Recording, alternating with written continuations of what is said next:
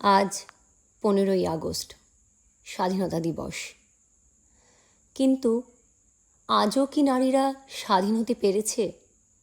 আজও কত ঘরে কন্যা সন্তান হলে তাকে ধিক্কার জানানো হয়, ছোট করা হয় সেই মাকে। কত কন্যা ভ্রূণ নষ্ট করে ফেলা হয় রাতের আধারে।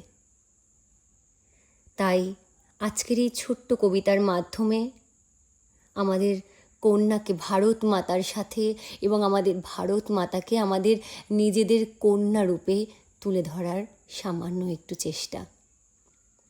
কবিতা কন্যা মোদের ভারত মাতা, কলমে সৌমেন মণ্ডল।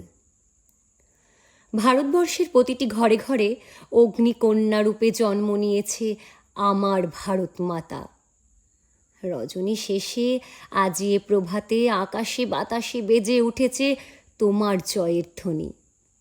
চতুর্দিক হতে ভেসে আসে শুধু তোমারই জয়গান। গৃহশশী জননী মোর, আবার বিনা হাতে সরস্বতী মা লক্ষ্মী। আবার তুমিই যে অগ্নিকন্যা, সৃষ্টিকর্তার দান।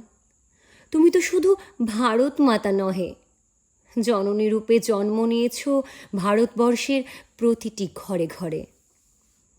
তুমি তোমার পণ্ডিচ্ছটার আলোয় আলোকিত করেছ মোদের দেবালয়। হৃদয় মাঝে নৃত্য করে গান গেয়ে ওঠে মনোপ্রাণ। আমি যে পিতা, সৃষ্টিকর্তার কাছে তাই এহেন মোর প্রার্থনা। জগতের কল্যাণ করে সংসার মাঝে উচ্চ শীষ তোমারই হোক। একত্র কণ্ঠস্বরে ধ্বনিত হোক তোমার জয় জয়কার। বন্দে মাতরম, বন্দে মাতরম, বন্দে মাতরম, ভারত মাতা কি জয়। ধন্যবাদ।